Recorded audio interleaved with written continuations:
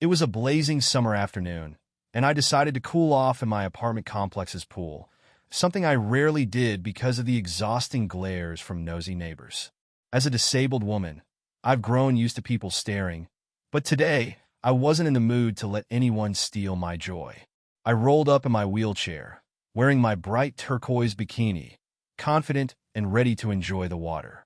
The pool was mostly empty, just a few people scattered around, until she arrived, Karen, the HOA tyrant. I had seen her before, overheard her complaining about trivial things like people leaving pool toys out or playing music too loud, but today, her focus was laser-locked on me. Her eyes widened as if I had just committed a crime by merely existing in a bikini. I could almost hear her brain scrambling for reasons to disapprove. After a few minutes of shameless staring, she strutted over, hands on her hips, her oversized sunglasses pushing down the bridge of her nose. "Excuse me," she said, voice dripping with that fake politeness reserved for people she deemed less than. "Are you allowed to be here?" I blinked at her, resisting the urge to laugh at the audacity of her question. "Yeah, I live here," I replied flatly, adjusting my sunglasses. "Well," she scoffed, glancing down at my wheelchair, "I don't think this is safe for you."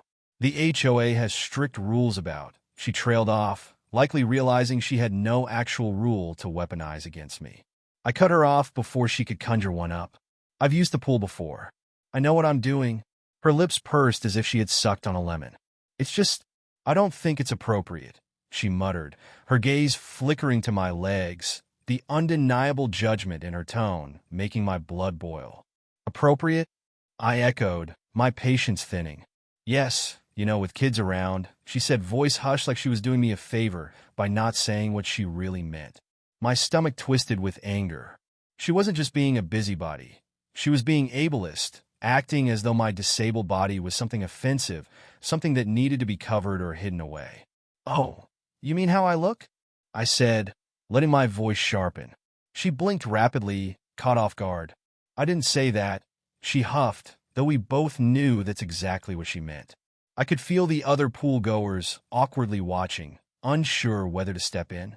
"Karen, I have every right to be here, and I don't need your approval," I said, turning my wheelchair slightly, dismissing her. But Karen wasn't done. "Well, if you fall or if something happens, it's on you," she snapped, arms crossing like she had just given me an official Karen warning. "Yeah, it is on me," I shot back, rolling toward the pool's lift. I could hear her exhale sharply, probably irritated that I wasn't cowering away. "I just don't think it's appropriate," she mumbled again, but I ignored her, transferring myself into the water with practiced ease. I felt the cool relief of the pool wash over me, both physically and mentally. If Karen thought she could shame me out of enjoying a basic human activity, she had picked the wrong person to mess with. The water felt incredible, weightless, and freeing, a stark contrast to the heavy, suffocating judgment Karen had just tried to throw at me. I let my body relax, floating on my back, eyes closed against the afternoon sun. I had half a mind to ignore her entirely, but something told me Karen wasn't done. And sure enough, when I finally opened my eyes, I saw her pacing near the pool deck, arms crossed so tightly it looked like she was trying to hold herself together. She kept looking at me, then at her phone, then back at me, like she was debating her next move. What is her problem? I thought, trying to will myself not to care. I wasn't breaking any rules. I wasn't making a scene. The only issue here was that I had the audacity to exist in her space in a way she didn't approve of. I sighed, rolling my shoulders in the water, trying to shake it off.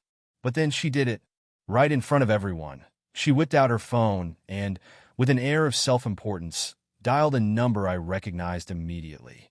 911. My stomach dropped. She wasn't actually doing this.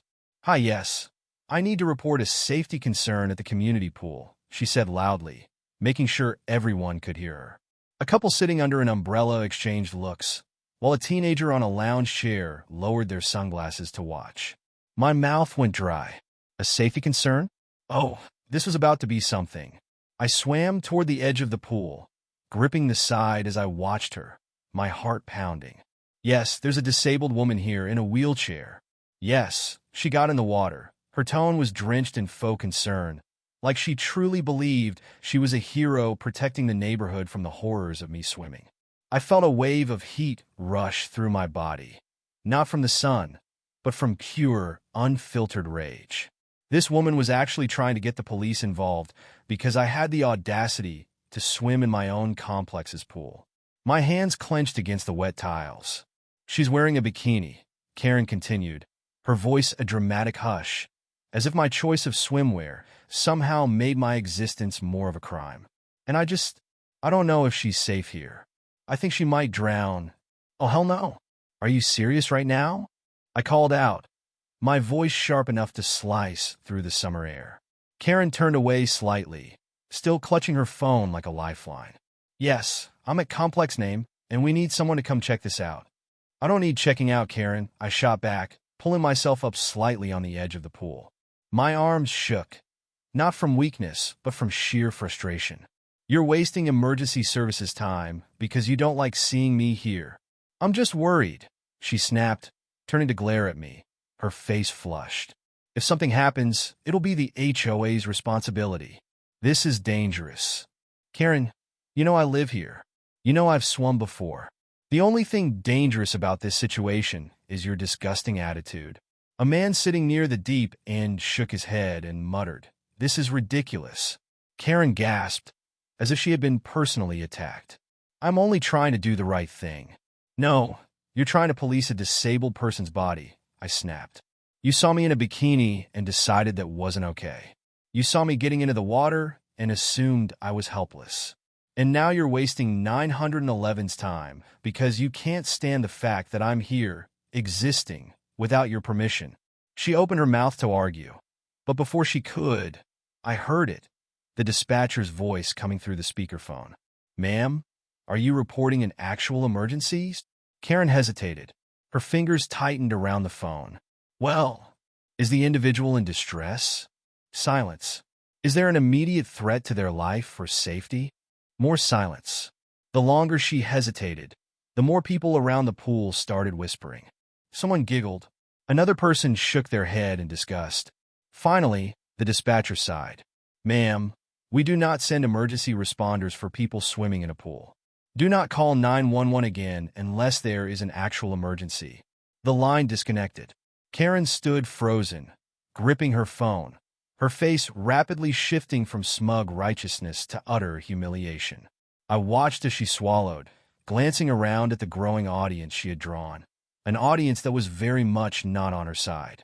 Her cheeks flushed redder than a sunburn. And me? Oh, I was grinning, because for once, a Karen's own nonsense had immediately backfired. Karen stood there, her phone still clutched in her hand like a lifeline, her face cycling through emotions, shock, frustration, and a desperate need to regain control of the situation. She had just embarrassed herself in front of the entire pool, and she knew it. I could see it in the way she stiffened, her shoulders locking up like a glitching robot. People were still staring, whispering, a few even shaking their heads in open disapproval. Karen had come here thinking she could flex her HOA authority, that she could bully me into submission, but all she'd done was show the entire complex just how ridiculous and ableist she was. And now, with her 911 stunt blowing up in her face, she had two options, either storm off in shame or double down. Unfortunately for her, she chose the second one. "You don't understand," she snapped at the people around her, her voice high-pitched and defensive. "I was just trying to be cautious. If something had happened, everyone would be blaming me for not doing anything." "No, Karen," I cut in, my patience gone. "You weren't trying to be cautious. You were trying to be controlling. You saw me in a bikini, and it made you uncomfortable. You saw me in the pool, and you assumed I was helpless. And when I didn't immediately bow to your nonsense, you called the cops on me for what? Swimming." A woman sitting nearby, sipping a lemonade, snorted. "Yeah, that was actually insane," she muttered. Karen whirled to face her, eyes flashing. "Excuse me?" "You heard me," the woman said, not even looking up from her phone. "You literally wasted emergency services time because you were mad that a disabled person was in a swimsuit. Like, you realize how bad that sounds, right?" Karen's mouth opened and closed, her eyes darting around like she was searching for backup, but she was out of allies. Nobody was coming to her defense. Not a single person nodded in agreement or tried to validate her. Instead, the pool had turned against her, and for the first time, I could see something new in her expression: fear. I raised an eyebrow. So, what now, Karen? You gonna fine me for existing? Write a complaint to the HOA about how my bikini violates community standards? What's next on your list of nonsense? Her face turned an even deeper shade of red. You're being hostile, she huffed. I laughed. You called the cops on me, and I'm the hostile one? Be so for real. The teenage lifeguard, who had been watching the whole thing unfold with the emotional detachment of someone who just wanted their summer job to be over, finally spoke up. Ma'am, he said, barely holding back a smirk, I'm going to have to ask you to leave if you keep harassing residents. Karen gasped. I am a resident. And yet, the lifeguard shrugged, you're the only one causing a problem. The people around the pool murmured in agreement. Karen's face twisted like she had just swallowed a wasp. I could tell she wanted to fight back, to win somehow, but there was no coming back from this. Not after the dispatcher had shut her down. Not after everyone had turned against her. Not after she had so publicly embarrassed herself over something so stupid. With an angry little huff, she grabbed her pool bag and stomped toward the gate, her sandals slapping against the pavement. But before she left, she threw one last glare over her shoulder. You'll regret this, she hissed at me. I smirked. Oh, I doubt that. And with that, she was gone. As soon as the gate clicked shut behind her, the tension in the air evaporated. Someone let out a low whistle. Another person chuckled. The woman with the lemonade raised her glass in my direction. Well, that was entertaining, she said.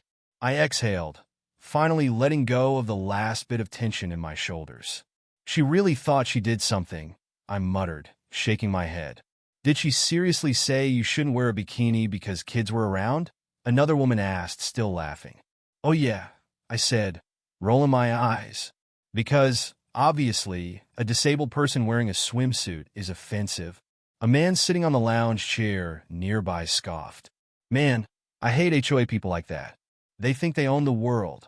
I hope she gets fined, someone else added. She will, a new voice chimed in. I turned and saw an older gentleman in swim trunks and sunglasses, leaning against the pool fence with an amused expression. She's technically on the HOA board, he explained, but I'm the HOA president. My eyebrows shot up. Oh, he grinned. And I just got an email from security about a disruptive resident harassing pool goers and making a false 911 call. The pool erupted into laughter. Oh, that's perfect, I said, grinning. The HOA president nodded. I'll be bringing this up at the next board meeting.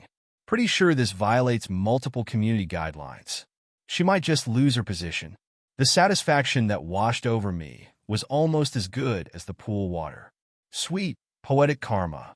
I stretched my arms out, floating back into the water, my grin never fading. Guess I'll be coming to the pool a lot more often. The HOA president chuckled. Good? You should. And with that, I let myself relax, finally able to enjoy my swim in peace, knowing that for once, a Karen's nonsense had come back to bite her exactly where it hurt.